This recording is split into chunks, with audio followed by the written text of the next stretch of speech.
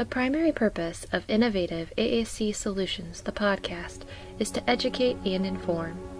The views expressed during all episodes are solely those of the individuals involved and do not constitute educational or medical advice. They are not necessarily the views of Special School District of St. Louis County. Hey guys, welcome back to Innovative AAC Solutions. I'm Laura Hayes. And I'm Cheryl Livingston. Cheryl, I missed you. You were gone for a few days. I'm so glad you're back. Thanks. It's good to be back. Yeah. So we're jumping right back into talking about going back to school. And it's kind of a fun little factoid. My son just started preschool last week. And so this idea of going back to school and having all the supplies and the equipment and the resources, recognizing teachers don't have the resources they need. We sent in copy paper and all. Well, and I'm also thinking he can't appreciate why you're excited. You know, it's to him, it's just another place to go. You see some kids, you hang out, but we're seeing his future. So that makes it exciting for us. Yeah. And I will actually say he is so excited about it. He is so ready to go to school. He's just, I want to go 5 days. They only had space for 2 because this is pre-K, and he's just all about learning and that structured environment and making learning fun. I went to an interesting discussion, a presentation by Chris Bouguet, and it was all about when does that change? Because, these itty bitty kids, they love going to school. It's all about learning, and there's play embedded, and it just makes sense. And then along the way where we start putting school in this scale right around vomiting and like getting up early. Like we're sick and we're getting up early, and school's right in between there. And it starts making you feel bad the night before, because especially Sunday nights, oh no, tomorrow's school. And yeah, no, you're right. And the students feel that way too, right? Yeah. Oh yeah. No, I know they do. When I was in kindergarten, my mom said that, I wanted to know why I couldn't go on Saturdays and Sundays, so yeah, you're right. It's somewhere in there, it becomes chore, it becomes work. Somebody's criticizing us, or I don't know what grade it was, but it gets hard. And the best teachers make the hard easy. And so yes. And make it learning fun. Yes, you're right. Yeah. So there's a little bit of inspiration that I took from his talk, and how can I continually move the needle and make it fun for both staff and students, because then the dynamic changes, right? We want to go to school again. So I actually got to go back. Dr. Kleekamp, who I interviewed for part 2 of this episode, I got to go and sit and be a guest lecturer for her class recently. And it was so, so, so much fun. Like, I both appreciate all the wonderful young minds that are there, and also how much they have to teach me. Like, at one point I was about to make a Facebook reference, like, oh yeah, there's this great Facebook group. And Dr. Kleekamp was like, oh, no. That's not how young minds are absorbing information or joining. They have different avenues that they're into technology. And I still made the reference, and they were very grateful for that reference. But it goes back to the point that we talked about last time. Technology is always changing. And what we learned in college is not the same information as what we need to know now. There was no technology when I was in college, Laura. Come on. You didn't have like the desktop, big old computers from Office Space? No, what? Oh, right. We were talking about one of the girls, her dad had some kind of a computer in his office. And so she typed, she wrote her paper on the computer. That was the only reference I had to any computer system. And it wasn't me personally. It was a classmate. Oh, it's so interesting, right? Yeah. Paper and pen, pencil and paper. Well, typewriters, but then you had to have your correction fluid and your, space it back. And just think, I'm old, but within my career, how much changing has occurred? And is occurring. Saved a lot of trees, I feel like. That is one benefit. I didn't have any handouts for this presentation, but I think, just reminding ourselves too that it is okay to constantly be learning new information. You and I both have had many conversations about this whole concept of Gestalt language processing this year, because it's not something we were ever taught, and just giving ourselves some grace of that age-old concept of know better, do better. So constantly striving to just take new information in and learn from it. And I like the adage of, you can teach an old dog new tricks. mid-size, mid-age dog. Not old. Well, I I'll don't keep know. learning. Even as I age out, I'll keep learning. So it's okay. Okay. So speaking of still learning, you got a fun find for us this week? I do. I felt like it was time for a dance party. So I just want to make sure that everybody knows. So I'm going to share my screen that on YouTube, I found Dance, Dance, Dance with board maker icon. So according to the screen over here, there's a dance, dance, dance without it, I guess. But on this one, they have, as you go along through the video, there's Muppets, I should say, that are dancing, and they dance fast, they dance slow, they turn around, they jump, So it's adorable, and I think that would be a fun. And I know you guys take advantage of, music all throughout your day, but this was one that I thought it was incorporating both dance, movement, and visuals, symbol supports for that opportunity. So as we go across here, it's, the Muppets are wiggling and they're dancing, and then they dance slow, and then they dance fast. So it's cute, and they turn around. So I liked it for all kinds of reasons, but I encourage you to check it out. I love that. I love how it's color coded too, by the fact that the actions are in green, which supports our symbol, our color coded symbol supports on our dedicated devices and our robust language software. So that's great. Yeah. Ooh, definitely check that out. And do they have other videos, or is that the only one they have uploaded right now? Well, I didn't dig that deep, Laura. That's the only one that came up on my Facebook. So subscribe, and then you can follow for more videos. Yes, is what we're saying.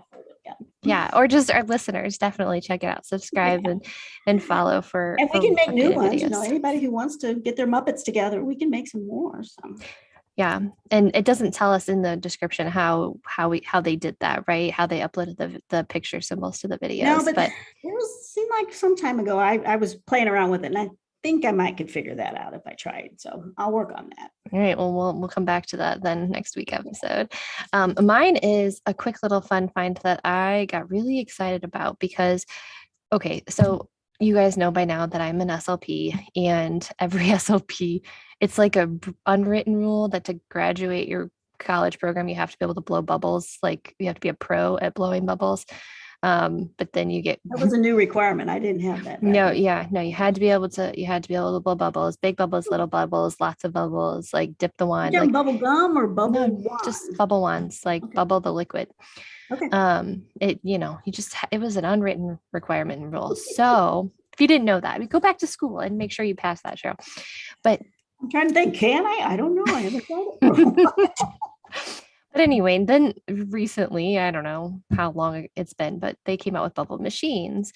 Yes. And most of them, yes. And most of them, if you like tip them over, all the bubbles fall out, like they just spill out, and then you have a huge mess. So I have avoided them. Well, I have found this octopus auto bubble maker with music and lights. So we're engaging all of our senses while blowing bubbles. But it's all encapsulated in the octopus? It is. And then it's actually a screw-on cap. So they can't, even if they turn it over or if they're carrying it, there's a little carry strap with it. Let's see if I can find it here. A mother made right here. Yes, right. There's a carrying strap so they can carry it around. How bubbles will travel. Yes. Yes, right. They've got it around their necks, and like they can, and it just plays music. And I was thinking of all the possibilities, right? Like it is battery powered, so it could be switch adapted in the future. But number one, the solution cannot be spilled because it connects in the back. Number two, you can comment just through that little tube, so it's not like splashing around. Okay. Exactly. And so then you have the ability to comment like big bubble, little bubble, blow more, let's go, walk around with the bubbles, have a bubble party. I was really excited about Otterman Octopus, and right now there's a sale, so there's an extra 40% off. So it's like $12. It's like nothing. So I can see buying multiples. Yes. I'm definitely getting one for Wesley because yes. Oh yes. It can't be spelled, and I know he loves music. Esther needs one too. So you're right. Easter's coming up. I'm gonna get on that Easter basket for sure. So that's my fun find. but we have more fun finds to share because like I mentioned in our last episode, Monica and I really got to talking, and she has so many great little gems to share.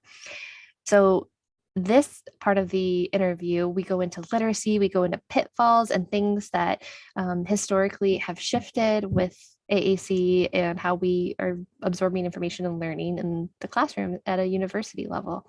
So, please sit back. We hope if you haven't listened to part one, go back and listen to part one. But here is our part two interview with Monica Kleekamp.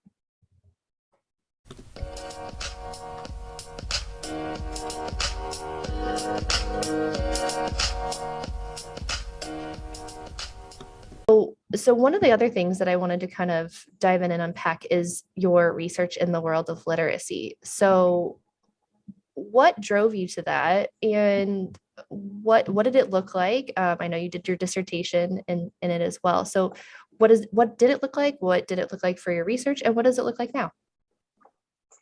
So I think that when an SLP hears literacy and AAC, they think about like teaching AAC users letter sound, correspondence, orthographic print, like all of those things, which are all very important.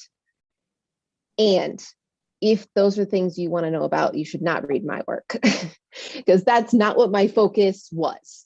My focus instead really stemmed from the time that I spent at the high school where we worked collaboratively, which was in thinking about this idea of presuming competence and how the students I supported were received or acted.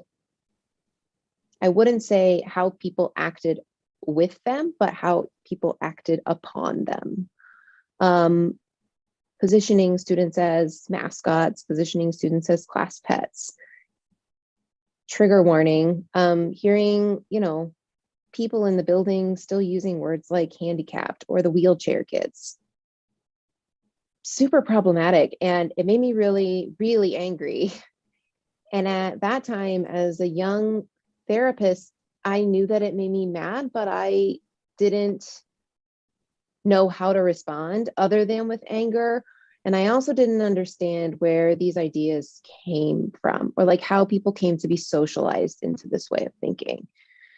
So to not make this the multiple years that my dissertation took, I will just say that I got really interested in how disability gets represented in literature, first of all, particularly for me, picture books, because picture books are for everyone. They are not just for children, and they offer multiple avenues into a story that go beyond orthographic print.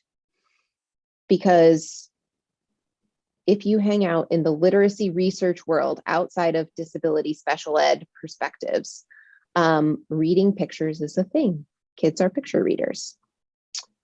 So I was interested in first finding representations of disability in picture books that were humanizing and authentic and positioned. I'm going to use disabled here from an identity affirming perspective. Disabled experiences as valid and worth talking about and worth centering in stories. So that was like the first avenue I went down. Is there literature out there? What I found out, not a lot, but there is some, and some of it is behind me. You're gonna have a checkout library for all those books for anybody that's interested? Yes, I say that to the students, but then they don't come in here and look. So sometimes I'll just make suggestions. You should read this one. Or I read one to my class today, one of my classes.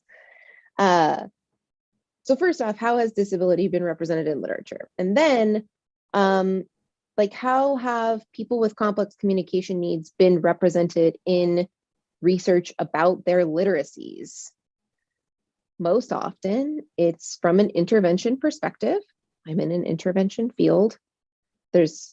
We need research that says like, here's the best ways to support individuals who have complex communication needs. What I found, and if you pursue a PhD, they're always asking like, and what do you add? What hole are you filling?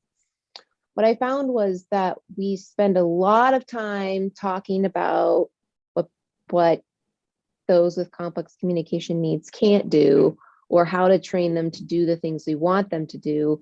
We don't spend nearly any time talking about trying to make sense of all the things they're already actively doing. So that's really what my dissertation was. So I took these books with humanizing representations of disability. I brought them into that same high school classroom where I had previously worked.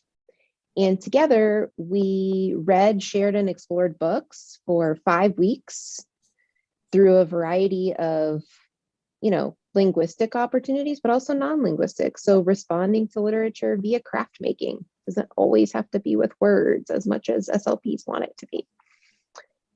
Then after those 5 weeks, since I had found this glaring gap in representation within children's literature, those students authored their own experiences into existence. That looked a lot of different ways. A lot of it required choice-based options, which is cool. A lot of it required AAC and other assistive technologies. Then at the very end, students got to share their stories by going public in front of some select students who primarily access general education, and then their loved ones who they got to invite. So those were delivered through oral language, through AAC, through this fun thing called the Pen Friend, which if you work for SSD, you can check out at the IRC. Lots of different ways that it came through. So I guess I would say in sum, my work is about thinking about all the places we still have to go, but recognizing that while we're on our way there are students right now who are showing us some pretty beautiful things that they're already doing. And if we don't stop to talk about that too, then we're missing an awful lot that is of value.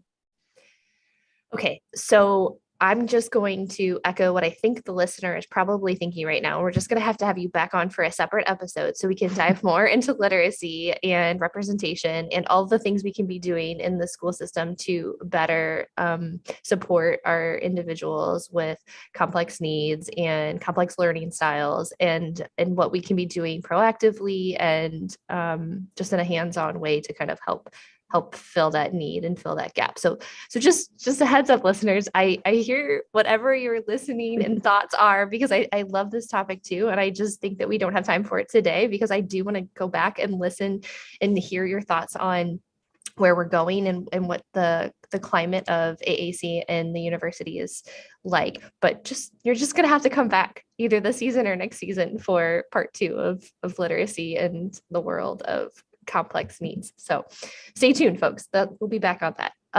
Jumping back over to the college program, what is the framework? You've created this whole framework for the AAC program at Maryville. Now, tell the listeners a little bit about what it looks like, because again, as we've kind of alluded to, there wasn't a lot out there. Like you mentioned, you had little to no background in it. I had one class for a semester that really went over devices and hardware that is now obsolete. And we went to like our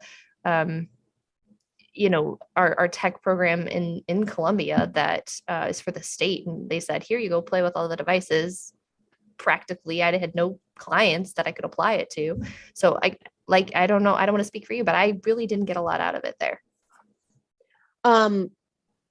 First, I want to probably echo the professors that you had at that time and professors everywhere who just, the scope of practice of an SLP is so big that we aren't really able to do any of the big 9 topics justice in the ways that they deserve.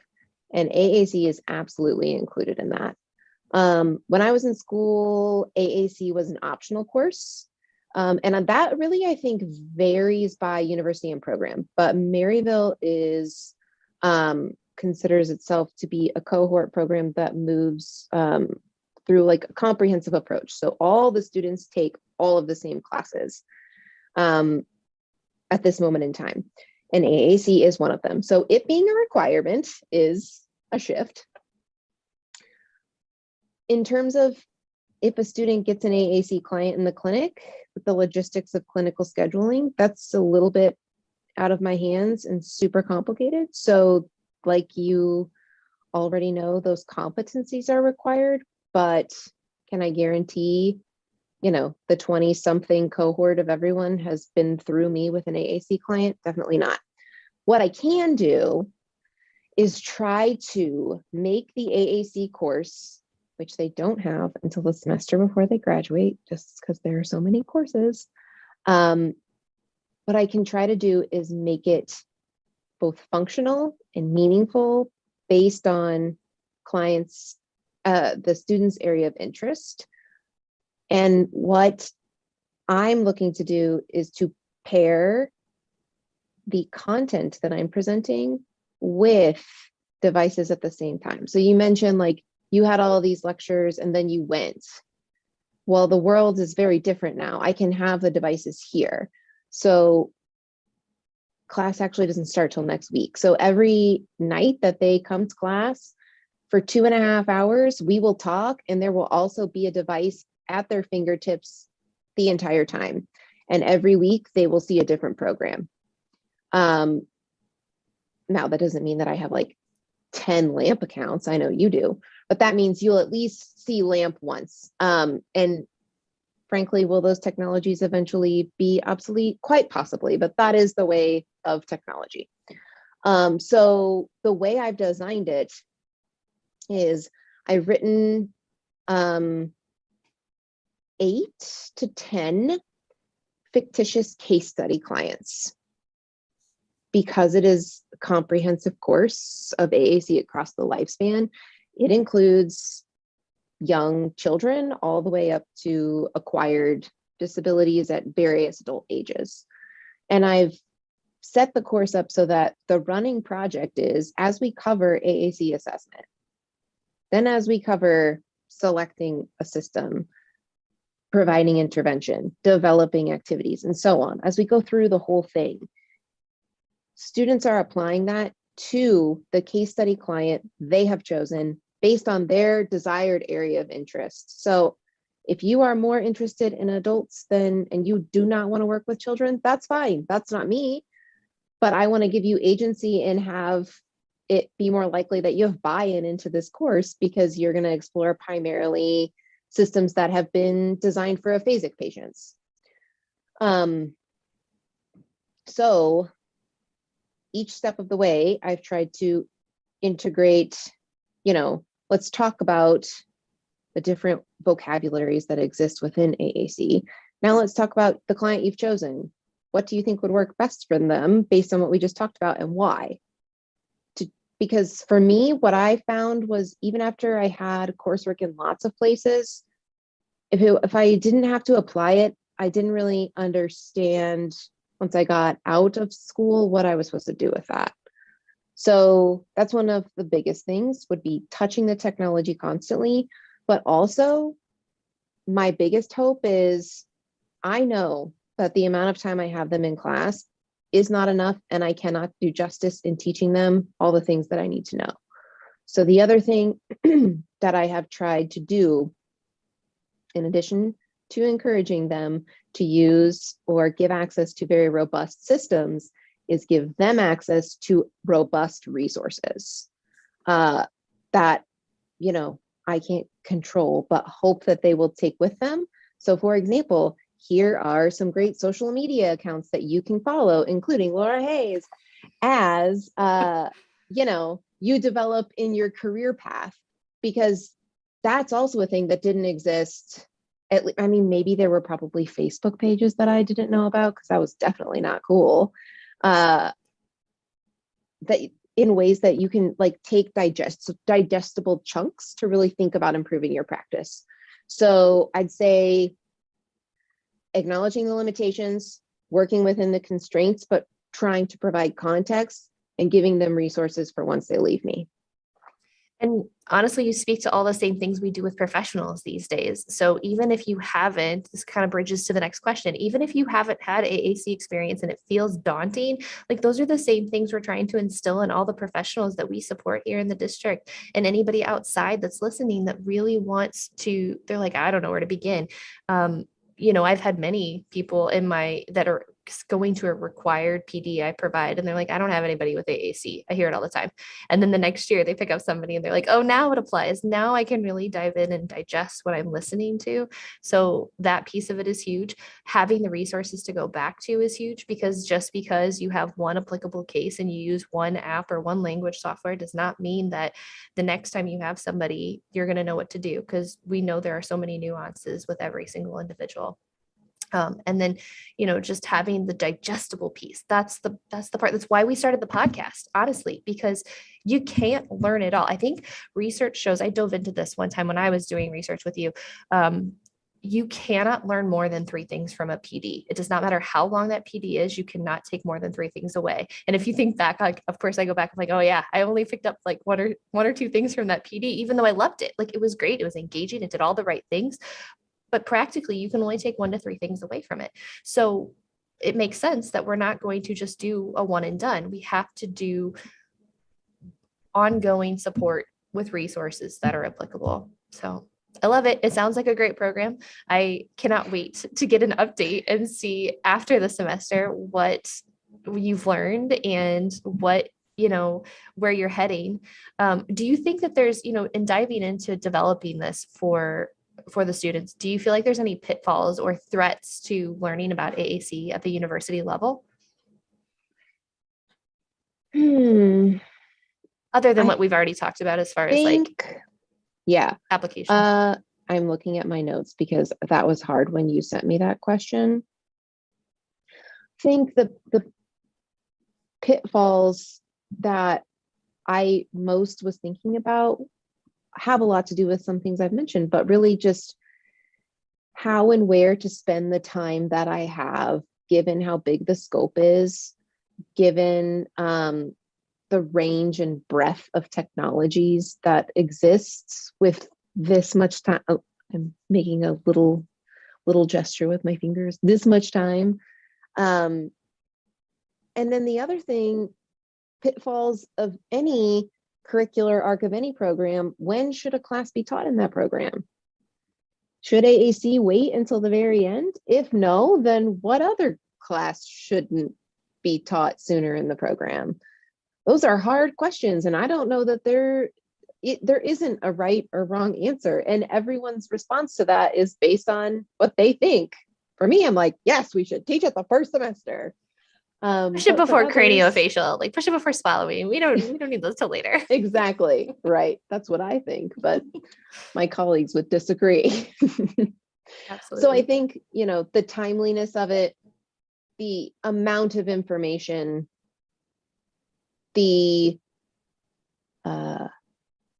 temptation to just talk at people as opposed to just pick the most important things.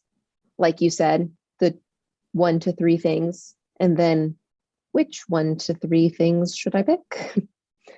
Those are all challenges and risks, and we'll see what the students think of it. Maybe I'll have to tear it all down and start over, which I will do, which is the beauty of being able to teach something more than once and develop it further to help address the needs. I definitely don't think you're going to need to do that. I think that it sounds incredibly solid. And if I was a student, I would be really excited to come to your class because I think it is something that is going to be digestible. I know we have to wrap up soon, but so many of our listeners are professionals that are coming to the podcast to learn because they don't feel like they have all of the information, and we want all of the information because most of us are type A people. Let's face it. I love my type B people. Don't get me wrong. I'm thinking of all the type A people that want all the knowledge and feel like they missed out. So we've talked about a couple, but what other areas, if they're interested, would you recommend for, if they've missed classwork or had less than an ideal experience out there learning about AAC? Yeah, I think one of the great things about how technology has shifted is not only general access, like we've talked about, but the way you can access. So if you have a longer commute, listening to podcasts like this one and others that exist and are out there can spark something that may be something you want to look into further. Consulting, I think social media accounts is a great way to say, like, I want to learn more about this and I want to start thinking about these things, but I'm not ready to put down, hundreds and hundreds of dollars on a PD. So then if you are interested in sort of dabbling in social media or blog posts, if you don't have social media accounts, there are blog posts of which you don't need to be a member. Consulting PD opportunities that are free. So following some of the bigger AAC companies who do offer occasional free PDs or heavily discounted PDs. Enrolling in district funded professional development opportunities, which, depending on where your listeners are, is not equitable for everyone. So people who work for special school district have a lot more access to professional development than someone who lives in a rural school district, even in the state of Missouri, which is an absolute limitation. But if your district does have those opportunities, do it. So I think that's where I would start. You can come audit my class if you want, but these other ones seem like they might fit your schedule a little bit better. Absolutely. And I know you have some resources for your class, so maybe we can share some of those same resources in the episode notes if you're willing. But I know we're running out of time today, so we will have you back on another podcast episode to talk more, because I definitely think there's other areas we need to dive into. Before we go, what is your favorite AAC moment thus far, whether it be with a student or outside or in the clinic today? Yes. Okay. So I'm going to call him Will. He's from my dissertation research. And Will is definitely a Gestalt language processor. He uses a lot of delayed echolalia in his communication. Will, so you're probably going to put together who I'm talking about. He accessed AAC at the time. I assume he still does, intermittently and as it fit his needs. And I mentioned that as part of the dissertation research, students were served as their own authors. So that was largely a choice-based option with Will's special education teacher, Grace. She exists in her spoken name in all of my publications with her permission, so I'll use her actual name here. So fabulous critical special educator. And so they were working together to program his story into PenFriend, which is an piece of assistive technology that will read anything you pre-program into it. And on this particular day, Will was trying to program a line from his story that included the word epic. Now, Will could decode words and or may have had mostly sight words memorized because epic's pretty easy to decode.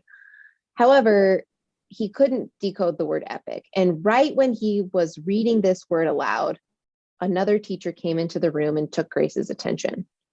So Will didn't interrupt her, and he thought about what he might able to be do instead.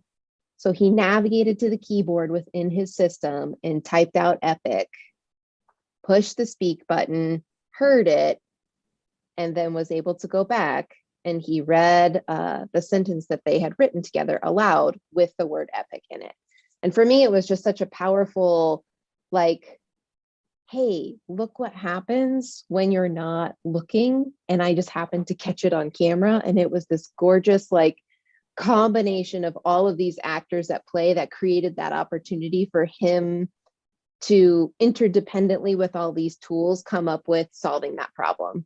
So I have lots of favorite moments too. Autonomously, yeah. Right? Because yeah. that's the piece that's that's what we want. We want that ability to know that I can go here and this is my voice internally and externally, and I can use it to learn and speak and communicate. It was gorgeous. I might have to see that video now. Oh yeah, it was in my dissertation defense. It's written up as part of my dissertation. It was great. I have watched that 6-minute video probably 100 times. Oh, that's so great. That is the ideal. I just love it. And like you said, you have so many AAC moments because there's so much magic when we get it right and when we have a good climate and environment for learning and for acknowledgement of AAC supports. So we're just going to keep on keeping on.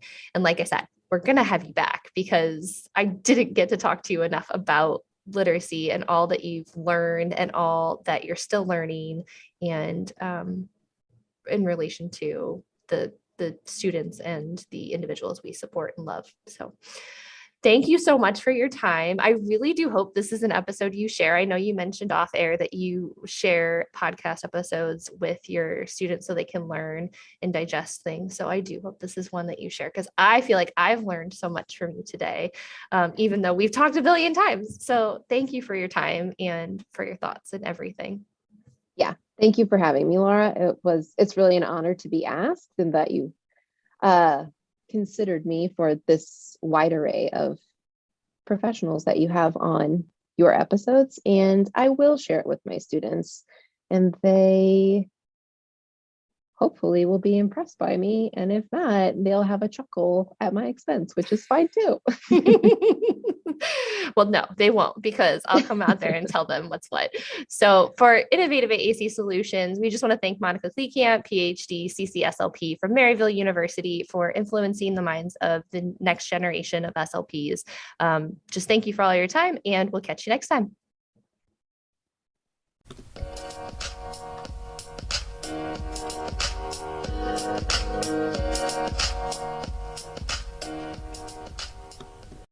So the next row, we have some literacy, but we also have some writing supports as well. A couple of my favorites I just want to highlight. We do have just a dry erase board, and again, don't knock low tech, light tech. We can repair messages with this. We can do emergent writing on here, representation. We call it scribbling, but it's a very important part of emergent writing, even for our AAC users. So making sure they have access to that. I like that one side is open and one side has lines. We have some magnadoodles. Oops. We have some magnadoodles here. So we can do that same thing and then erase it. And can we comment about that? Yes, we can. We can say good picture, bad picture. I like it. I don't like it. This is hard. This is easy. Make it go away. All of those things are things that we can talk about. Dry erase pockets. We've talked about this before. Dry erase pockets are amazing. We can put light tech boards in here. We can put symbols in here. We can use our dry erase marker to highlight features about them, salient features for our students that might have visual impairment. Amazing, amazing, amazing things. Again, you can draw on them. They erase. I think that's it. So you can draw on them, they can erase. We can also target these lovely letters, but these letters are tactile in the sense they have sandpaper on them, so we can feel the letters and feel the differences in the different letters that we have. And I think they're pretty visually appealing as well, and they're nice and big. So these are tactile sandpaper letters. And did you know that you can also use your AAC device when you're talking about math and money and counting and all of those things? We don't have to put the device away. Let's just take a little look here. We've got some play money kits, right? So we can role play that exchange, whether it be pretending to go to Panera or Starbucks if you're me, and role playing what that can look like. Depending upon your system, you may have that on a topic page, or you can just use your core vocabulary to talk about how we make money and we give money and we need more money. Like, all of those things are very important when we're talking about math. We can also count things, so come back this way with me. We have all kinds of things that we can count. Some of our devices even have addition and calculators embedded within them that we can tap into, so we're not even having to leave the app. But let's look at this counting box. This counting box is fantastic. It's got great manipulatives in it. Looks like there's been some Velcro on there. They're all different colors. I'm on a fishing theme today, but we can count them. We can match them to the number. And then we can talk about it on our device, right? We can count on our device. We can talk about fishing on our device. We can say when we're finished. We can tell someone else to count on our device. We can say, you count, right? So we can do all of those things while we're working within math and using math manipulatives. Last but not least, we are going to talk about how we can embed science activities too. We're in the science row. This is where we get to have some fun and start talking about descriptive teaching from Gail Van Tatenhoff. When we use descriptive teaching, we're not going to be using like very specific topic words like habitat, we can use core vocabulary and vocabulary in a system to describe the habitats that we see, right? So land habitats. Is it dark? Is it green? Is it big? Is it hot? Is it dry? These are all things just to talk about habitats. And then, you guys, Viewmasters are back. I didn't know they were going to come back, but they're back.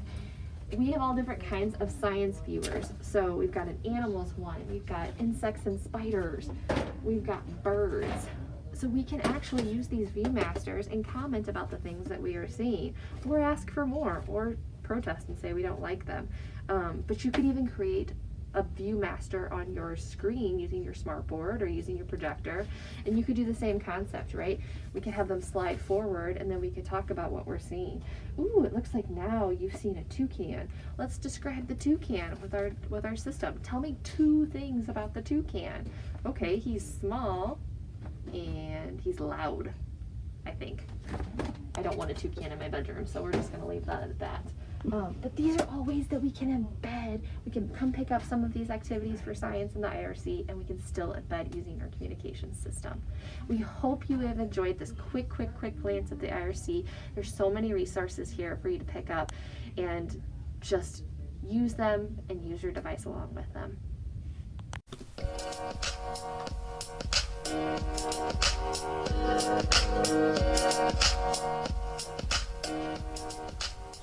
Hi guys, Cheryl Livingston. We're talking about going back to school, and we're also talking about all the resources that are available to us easily on the internet. So I wanted to make sure you were aware of Praactical AAC. And we've been talking about it for years, so I'm pretty sure you are aware of it. I just want to make sure you have a chance to kind of get more information about it if you haven't already been there. Again, the name of the website is called Praactical, Praactical, AAC.org is the site. And it's wonderful. It's been around for several years now and continues to be a great source of information. Every few days, I don't know exactly what their schedule is, but every few days something is shared. It may either be something they found on another site, a webinar, a video, recording, I should say, of a webinar, or just something that somebody wrote and put together. So I'm going to take you on a quick tour. And the idea here is that when we're on the home page, and there's no membership, there's no cost, this is all free. The home page, they kind of have everything set up that it'll be scrolling and showing you what's new, the featured post. And then they always have a video of the week. And again, it could be something from a webinar that was recorded, something they've found that would be helpful, all the latest. And then there's a chance for you to expand. So I want to show you that up at the top, the header gives you a chance to kind of break into other sections here. So we've got Practical AAC Thinking. We've got Strategies of the Month. We've got Video of the Week. So again, you can see past videos because they're all still housed here. And we have the AAC e-toolbox. So again, there's links to different headings here that you can click onto. So let's dig a little deeper. If I go to home, I'm going to click on this one right here that's practical reading for March. So this is being recorded the first part of March. So even if it's after the month, there's still some things for you to take advantage of. But they're looking at some resources again that have been created and they're resharing. So Karen Natosi has some books that she has made resources for. So let's get ready for April Fool's Day, let's say.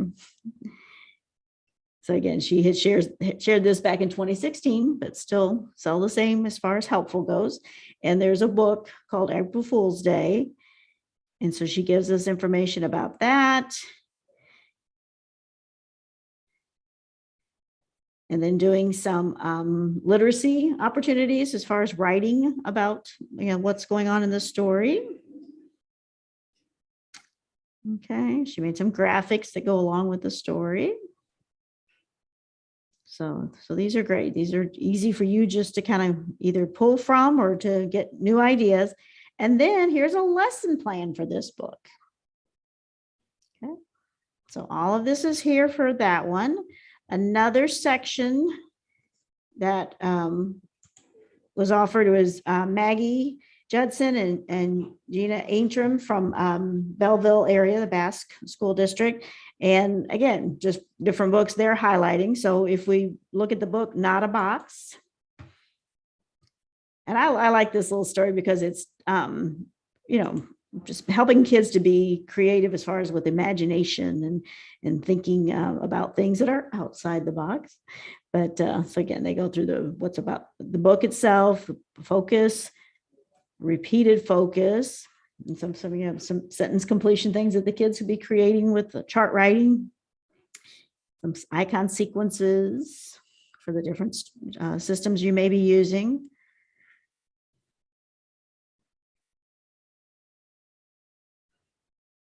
And then we get a box and we pretend. So again, all of this has been gathered and captured so that you can easily take advantage of it. All right. So what I love about Praactical AAC is not only is it something's new, but I can go back for years now and look at stuff that's been shared in the past. I enjoy the videos. If I've got some time where I can put my headphones on and just sit and listen to a webinar, and again, pause it when I need to.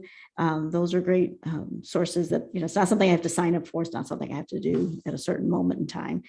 And it is a wealth of information. I'm so thrilled that they take the time to continue to share with us, because in all of our times that are busy days, you don't have time necessarily to explore, but if you can explore this site, you'll have a chance to reach out to all kinds of different information. Both we're talking about evidence-based practice. We're talking about this one is actually an article in Spanish. So everything that you would find helpful, I think you'll find it here. So wanted to make sure you had that information, and we'll talk to you soon.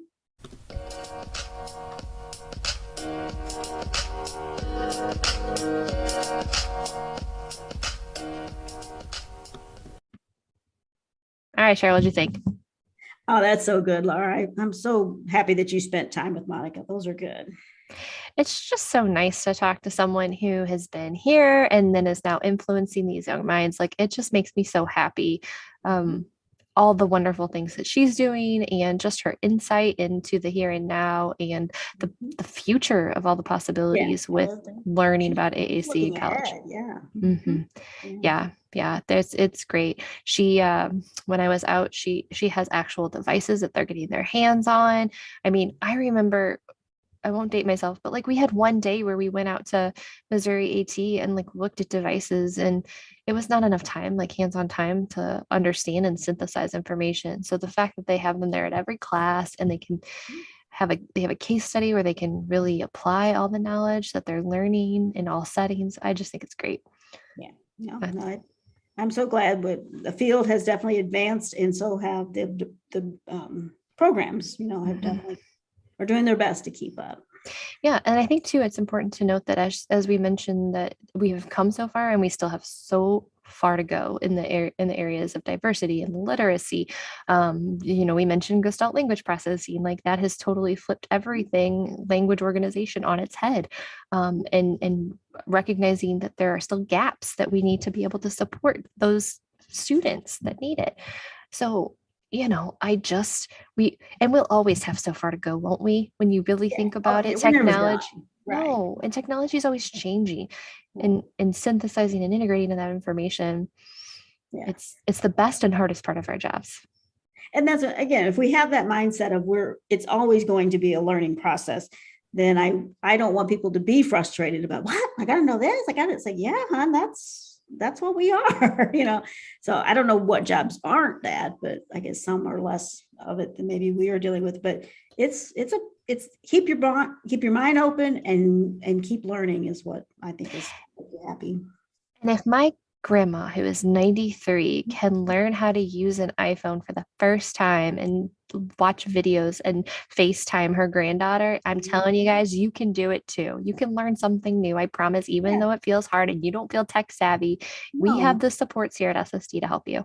But the fact she didn't just say, no, I can't do that, or she just gave up, she stuck with it. So yes, that's the growth mindset versus fixed mindset, which is a whole nother terminology we didn't have when I was in school. But yes, grandma's got growth mindset. I'm proud of her. It's great. Okay, so we'll end it there. We hope you guys have enjoyed the resources and finds this week, as well as our interview. And we will catch you after spring break. Enjoy and relax, and we can make it through this last quarter, guys. Hang in there. For Innovative AAC Solutions, I'm Laura Hayes. I'm Cheryl Livingston. Catch you next time. Bye.